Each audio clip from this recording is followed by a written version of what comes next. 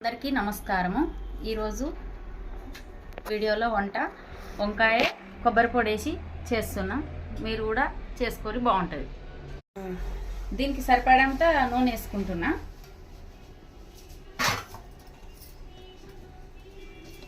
నూనె వేడయ్యేదాకా ఉంచి దీంట్లో కొంచెం జీలకర్ర,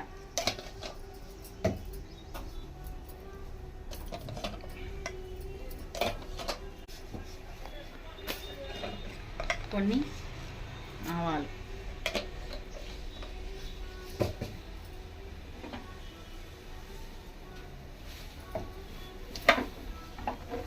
తిప్పి ఉల్లిగడ్డ వేసుకోవాలి।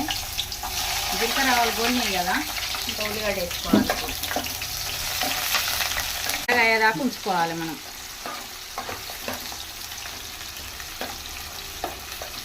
దీంట్లో కొంచెం కలమాకు వేసుకోవాలి, పుదీనా కూడా వేసుకోవాలి కొంచెం,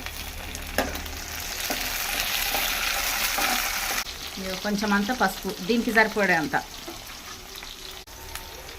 ఉప్పు, మళ్ళీ తర్వాత మనకు కొంచెం ఉప్పు సరిపోకున్నా కానీ మళ్ళీ వేసుకోవచ్చు మనం।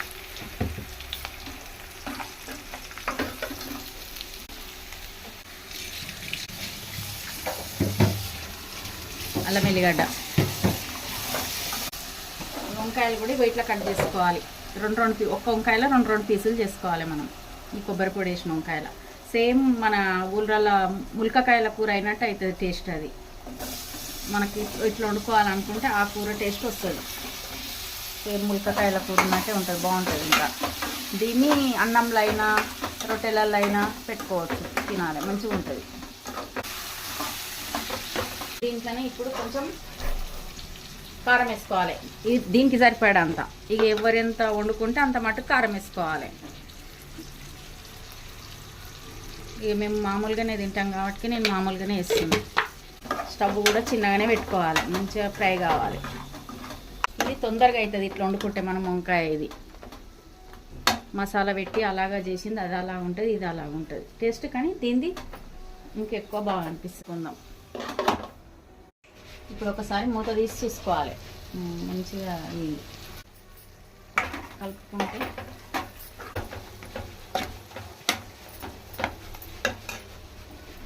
దీంట్లోనే కొంచెం చింతపండు రసం పోసుకోవాలి,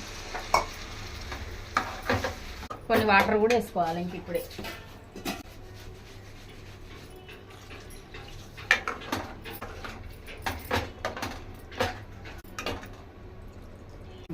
దీనికి సరిపడంత ఉన్నాయి ఇప్పుడు వాటర్ కూడా, ఇంకా మూత పెట్టుకుందాం। చాలా అయింది కదా, ఇప్పుడు మూత తీసి చూసుకుందాం। ఇంకా ఇప్పుడు కలుపుకుందాం। ఇది ఇగో దగ్గరికి అయ్యింది, మంచిగా ఉడికింది వంకాయ అందులో। దీంట్లోనే ఇగో కొబ్బరి పొడి అన్న కదా, కొబ్బరి పొడి మనకు తొందరగా అవుతుంది, ఇది గుత్తి వంకాయ అంత తొందరగా కాదు, అది కొంచెం మసాలాలు ఎక్కువ ఉంటాయి, అది ఎక్కువ ఉంటుంది కదా। ఇక మీకు ఇష్టం ఉన్నంత వేసుకోవాలి కొబ్బరి పొడి, నేనైతే దీనికి సరిపడంతనే వేసుకుంటున్నా। దీంట్లో జీలకర్ర మెంతుల పొడి,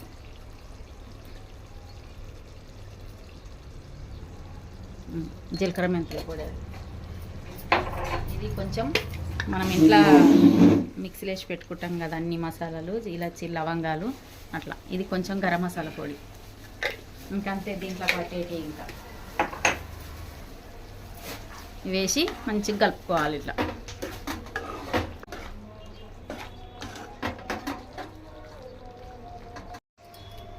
ఇప్పుడు కొబ్బరి పొడి వేసుకున్నాం కదా, మూత తీసి పెట్టుకున్నాము। ఇప్పుడు కొంచెం కొత్తిమీర